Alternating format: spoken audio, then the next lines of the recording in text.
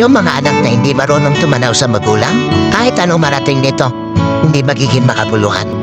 Kahit sinasabi natin na di naman obligasyon ng mga anak ang magulang, yes! Pero ang sabi ng Panginoon, honor your parent.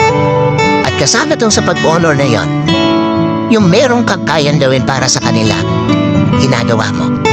Sa mga anak na narito, kahit magkapamilya kayo, huwag niyong titingnan na ang dapat ninyong bigyang focus yung sariling pamilya na lang.